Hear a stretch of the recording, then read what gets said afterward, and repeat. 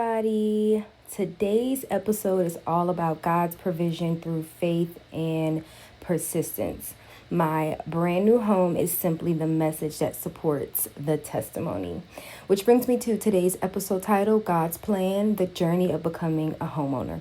But before we get into it, hello, my healing hotties. My name is Marnoir Sinclair, aka Amara, and welcome to Her Healing TV, a podcast where we don't just heal, we rebuild, rebrand, and reclaim who we are after dealing with trauma.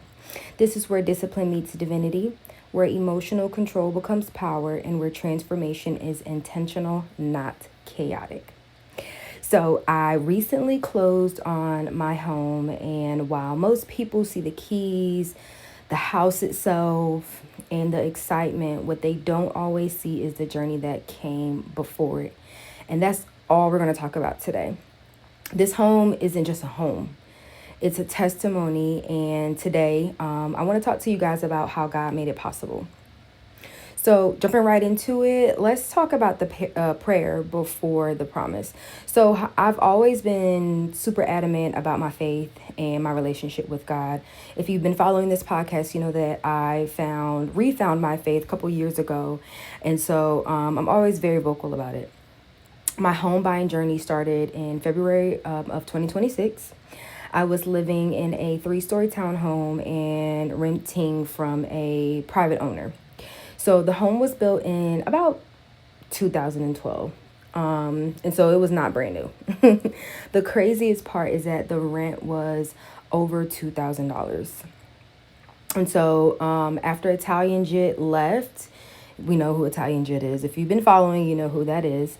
He left the home we shared. I was forced to pay that by myself. And as you can imagine, I cannot swing that by myself, especially with a new baby. So what wound up happening was my younger brother moved in to help me, and I am forever grateful for him. And so fast forward, my mom had just recently bought a home, and I was joking around with her realtor about being up next. And he looked at me dead in my face and said, well, when is your lease up? And so I answered his question, but what followed out of my mouth was, that I'm just going to wait because I know that I haven't saved any real money to buy a home. I just had a whole bunch of excuses of why I wanted to wait. And he said, I'm going to get you into a house. That was it. That was all he said. And he was dead serious. So fast forward about 2 months later, the realtor, he contacted me with a bunch of properties. And so I was so excited. And so I had looked at them and I had decided on one that I liked, and we started the process. So here it comes. Here comes the story. So it came back that I did not qualify for that home that I had looked at, I fell in love with. I was like, oh my God, this is so perfect. It's not far from where I am. It's close to the kids' school, and it's just in the area that I want to be in. So of course I was instantly discouraged, and I kind of said, whatever, forget the idea. I'll just wait. Like I said at the beginning. So a few weeks later, the realtor contacted me again, and he said, hey, look, I just came across some brand new homes, and they're still under construction. He was like, I think you should take a look.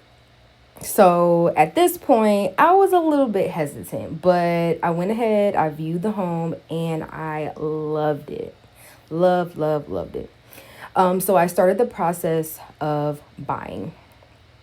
So I hooked up with a lender, in which they sent me a message a few days later saying that my credit score was actually a few points shy of what it needed to be able to qualify for that home.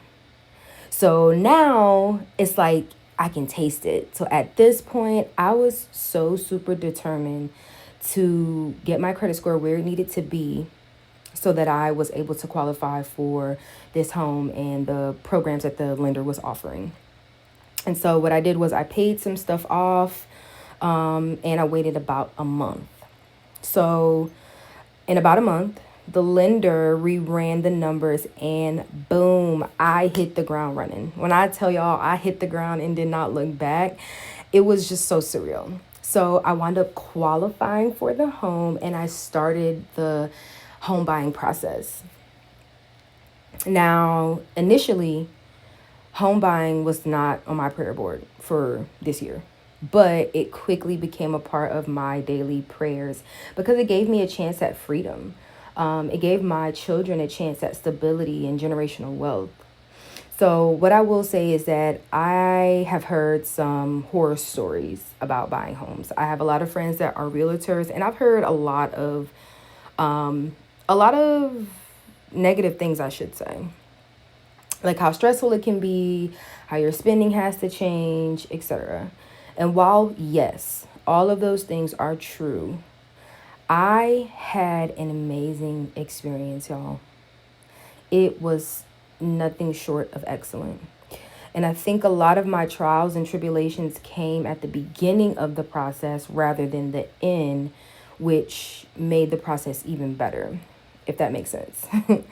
But this is literally a dream come true, as I never in a million years thought that I would be purchasing a home for myself and my kids. So I asked God to anoint the process, and He did just that. So, speaking of anointing the process, speaking of praying and talking to God, sometimes we pray for something and we expect God to answer it immediately. A lot of the times we do this, but He often is preparing us for whatever before He delivers the blessing. So, this process, it took me about 4 months to close. And in that time, when I say God shaped, stretched, and shifted me to capacity to be able to handle this blessing. God, did He shape me. I had to stop spending excessively. I had to monitor and keep track of my expenses and budget. I had to pay stuff off and keep them paid off. I had to share my bank statements and check stubs. I had stopped going out. I stopped getting my nails done. I wasn't buying any like clothes and shoes and stuff like that. I mean, I didn't need any of that stuff because I already had it. But as a woman, we're used to seeing something we like and we buy it. So I had to really scale back, and the process felt like an eternity. Those 4 months felt like forever. But that was God preparing me for stewardship through His provision, which brings me to my next point. So often when we go through things, we think God is punishing us. We think that, He's not being fair. It's like, God, do you see this? Do you see what's going on down here?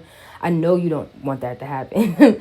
But often He's actually preparing us. That's Him. That's Him putting us through preparation to be able to do whatever it is that He is going to bless us with here, whatever He sees fit for us here on earth. And so, God was always working. Even when I could not see it, He was always diligently working in my life. And so I had a lot of financial concerns during this time. And because I was still paying this high ASS rent, I was paying daycare, I was paying for my car, my utilities, etc., all while trying to save money for this house. Now, when I'm gonna bring this full circle about how He's working even when we can't see it. And if that wasn't enough, there were things that popped up like unexpected costs for the buying process. For example, I had to pay $500 for the application and to pretty much take the house off the market. I had to attend a home buyer education class, which was like $100. I had a home inspection, which if you know, those are like $400 to $500, and then closing costs to be able to close. It was so much money just being spent. Again, all of this while trying to save money. Spending all this money while trying to save. Crazy, insane, I know.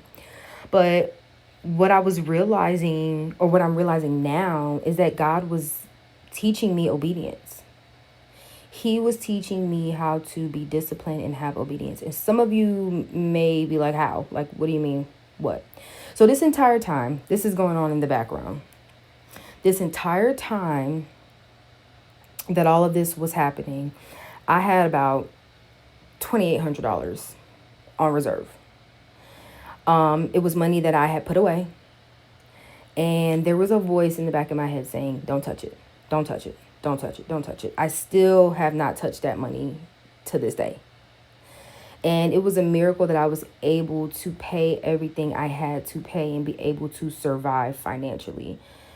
As a single parent, it is very, very, very stressful having to be the one to take care of all the finances for yourself as well as your children. A lot of us do it, but a lot of people that don't have kids or don't know what that's like, I'm telling you, it's not for the weak. It's not for the weak. So be kind and gentle to your single parents. But yeah, I just kept hearing, don't touch this money. Don't touch this $2,800. Don't touch it. Don't touch it. Amira, don't touch it. So I didn't. And what I'm trying to say is because I was obedient and did what God told me to do, He took care of everything else. Some of us don't listen to what He is telling us to do. Y'all don't listen. You go against your better judgment and wonder why you end up stagnant. Listen to that little voice in the back of your head, and I'm going to tell you why. I'm here to tell you that He blesses us through our obedience. He blesses us through when He tells us, don't do that, don't touch that, don't go there, don't talk to this person, don't text back, don't do that anymore, cut that out of your life. You don't need this, you don't need that. He blesses us through those things when we are obedient and we listen to Him. And so I'm going to circle back around to why me not touching that simple $2,800 was so significant to my story.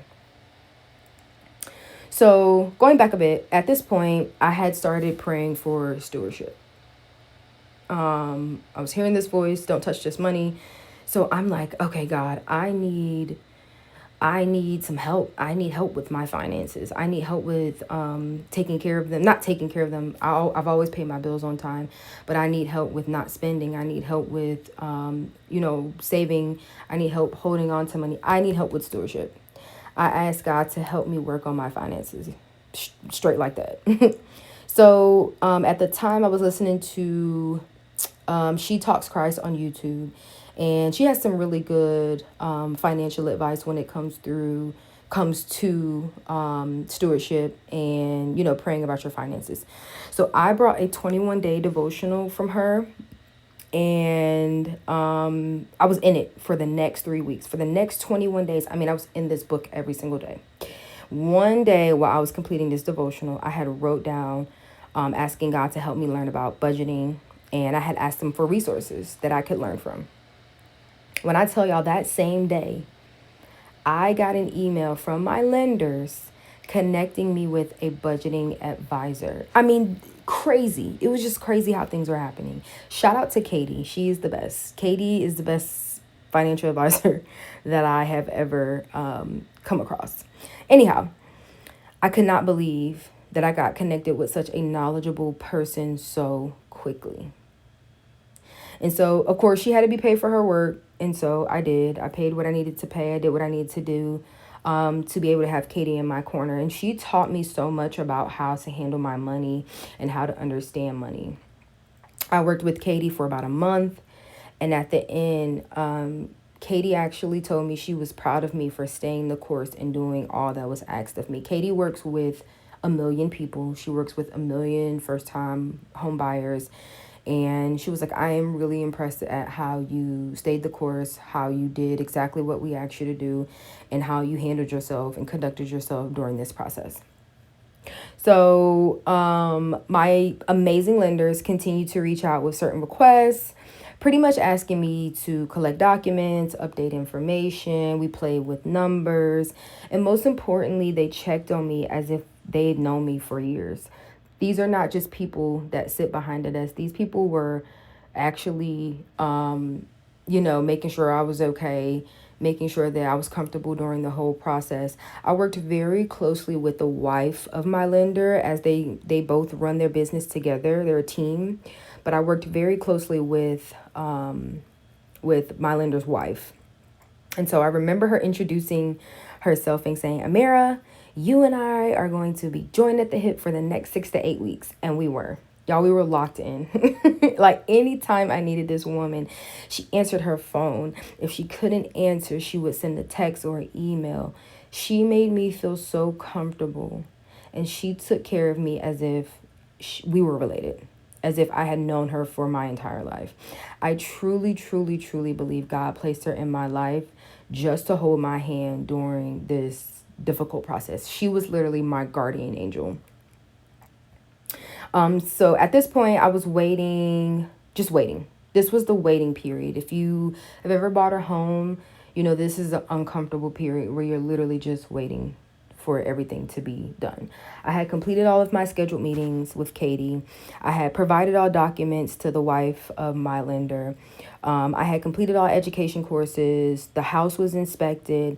There wasn't anything else for me to do at this time but wait. And we all know that can be the hardest part about something is waiting. Our patience gets tested. During this time, I was preparing to move. So I'm like, all right, I'm waiting. What can we do to pass the time? Gotta move. So I knew my current lease would be up before my home was ready, but I had a plan to move myself and the kids. I hate moving, FYI. I literally hate it. It's the most tedious. Moving is the most tedious thing on this earth. I might be being a bit dramatic, but I'm dead serious. Like, that's a task all in itself. And so I want to take a moment out to thank my family. My family, they supported me through this entire process. My brothers and my mom, you know, they took one for the team to make sure that I was able to get out super smooth. And speaking of my family, here comes the fun part. Here comes the part that any grown adult, they just never want this to happen, ever. But it does in certain cases, and it did in mine. I moved back in with my family. I moved back in with my family while waiting for everything to settle. Me, my grown 33-year-old self, moved back in with my family. But I actually enjoy being back under the same roof with my family. It gave me a chance to reconnect with all of them. You know, it has been such an insightful experience. This entire experience has been so insightful. And I honestly think that God also had that happen on purpose. He you know, he put me in that position on purpose. And so I'm so grateful for that I was able to, you know, rebond with them. It just reassured me that my healing journey has definitely changed what I believed I deserved. Which brings me to my next point. So during my journey, I learned so much, you guys. During this healing journey, I have learned so much, which changed some of the things I believed about myself. A few of those things being that I had to learn how to stop shrinking myself and take up some space around here. Like, y'all got to move over. It's enough space for all of us out here. I had to learn how to stop shrinking myself and trying to be small so that I wouldn't interrupt anybody or interrupt anything. And what I mean by that is at the beginning of this process, I was thinking that this would never happen. This would never happen. I was actually telling my mom back in February when I started the process that I was going to wait until next year to start looking. I was going to wait till next year to start looking for a house. Looking back, imagine if I had waited. I would not be where I am today. And so I also had to learn during my healing journey, I had to learn how to release being in survival mode because it only kept me small. Being in survival mode kept me safe. I played safe. I stayed on the safe side of the street. And didn't allow me to grow and, like I said, take up the space to do whatever I had my eyes set on. You know, this journey taught me how to have confidence and trust. It taught me how to trust in God. Trust in God's plan for my life.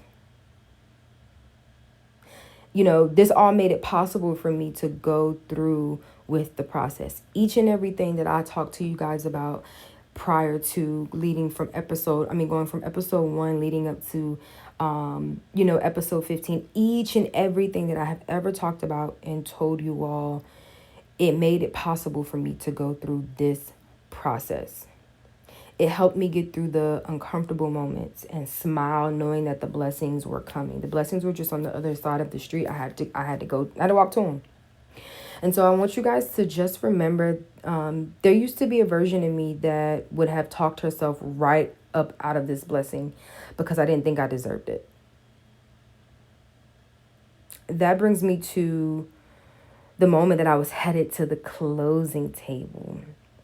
After all of the documents, after all of the waiting, after all of the changes that I had to make, after moving, after, saving and fighting financially, I was finally walking to the closing table. And so the day of closing, which will forever be a holiday, so on June 25th, 2026, I was scheduled to make one of the biggest purchases of my life. And let me tell y'all how busy the devil tries to be. I was scheduled to meet with my builder for the last walkthrough for orientation. Because this was a brand new home, literally just built in 2026, I needed to walk through with him one more time to make sure everything was ready to go. And so it was. We did the walkthrough. My builder had everything done, and I was so elated and ready to close. So I left from my house to head to the closing appointment, but I needed to stop at the bank because I had to get the cash to close. And so I had ample time to do so. So I did. My appointment was literally like 30 minutes away from where I was, or from the house, the bank, whatever. It's all in the same area. And I had planned to drive, out and all the time and everything. Please, please, please tell me why things did not go as planned. I got held up at the bank for about 30 to 45 minutes. Now, I was in the university area of Charlotte, and I had to drive all the way to South Park. My closing was in South Park, and I got held 45 minutes of my time gone, wasted. And not to get off subject or topic, but can somebody please tell me why there are only 2 tellers working in the banks? Like, I remember when walking in the bank and it used to be like 5 or 6 tellers. It ran so smoothly. Now it is slim pickings. It's like nobody works at the bank anymore. There were 2 tellers. But anyway. So I got what I needed, and now I'm racing to get to South Park for my closing. And I'm getting agitated and I'm getting pissed off because time is just flying. So I did wind up calling the law office that was hosting my closing, and I let them know what was going on. And they were actually so super helpful. They were so super nice. They're like, don't worry about it. We're here. Just get here safely. I get to closing, you guys, and I am introduced to one of the most, she was the sweetest lawyer I've ever met in my life. I've worked for a law office, and lawyers can be very cocky, very nasty. They're a piece of work. Like, they can be something else. But this woman she was so nice. She was literally a godsend. I think all the people in this process were handpicked by God because they were all so nice. They were all so sweet. They all made me feel so comfortable. And, I'm just very grateful and thankful for that. So I get to the closing. I get in there, and there's a stack of papers for me to sign. A stack. And so I start talking to the lawyer. I brought my mom with me. She wanted to see this moment. I'm her first child closing on a home. So she just wanted to see this moment. So we're in there talking, we're chatting, I'm signing papers. And this is where the $2,800 comes into play. So the lawyer is just telling me, like, she's going through the paperwork, and she's like, wait, wow. She's like, hold on. She said, well, about $100 to $200 is going to be shaved off of your mortgage for the rest of this year because your lenders actually paid your HOA fees for the rest of this year. And so that was truly a surprise. That was the very out of the blue. I did not expect that to happen.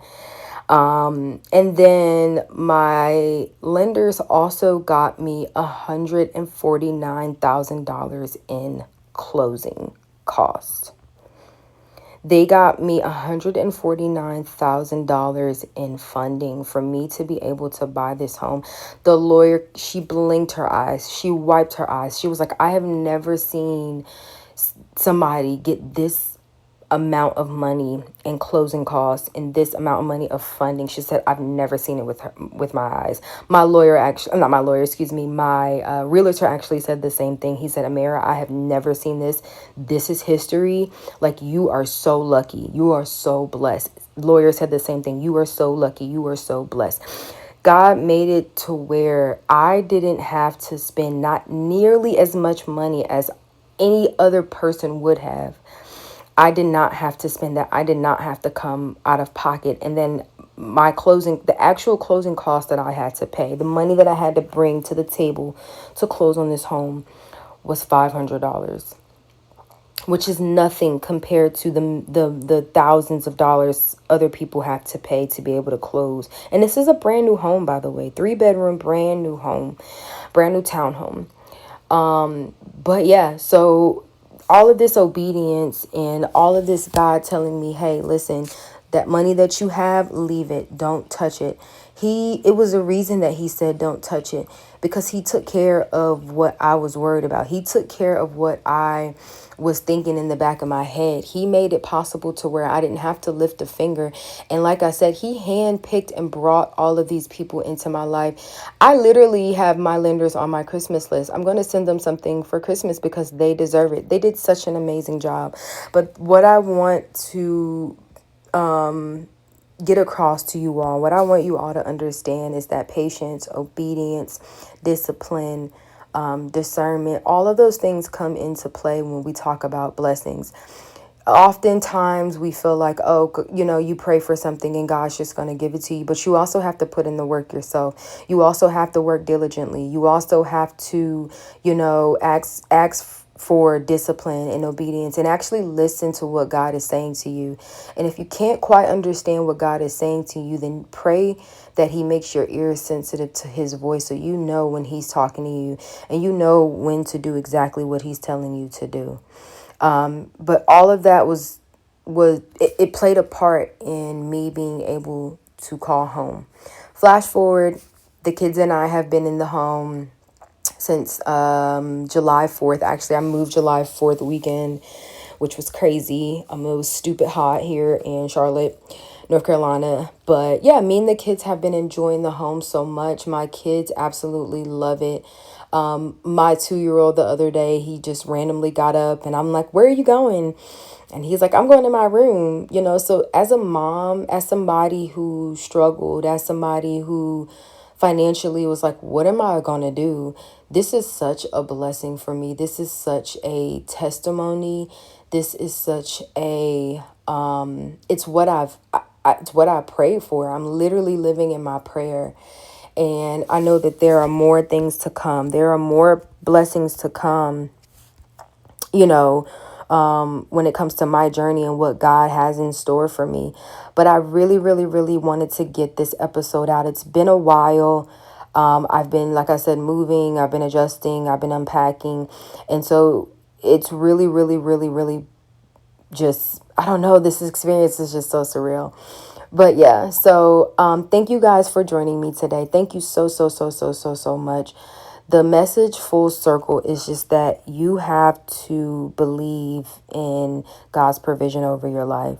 You have to trust the process. And I know that may sound cliche, but it's the honest to God's truth. Trust the process because God is shaping you. He's shifting you and he's stretching you to be able to handle what he's about to bless you with. Thank you for joining here, Hippie. Thank you for joining me on Her Healing TV. This is a space where healing meets discipline, growth meets standards, and transformation becomes a lifestyle. Here, we're building regulated minds, divine bodies, unshakable confidence, and a life that reflects our higher standards. If today's episode resonated with you, share it with another person who's in their transformation era. Every single share helps this message reach the people who need it the most. You can listen to Her Healing TV on YouTube, Apple Podcasts, Spotify, Amazon Music, and wherever you stream your favorite podcasts. And remember, Healing, power, softness, discipline, and ambition can all exist in the same person. Until next time, stay intentional, stay disciplined, do no harm, take no shit.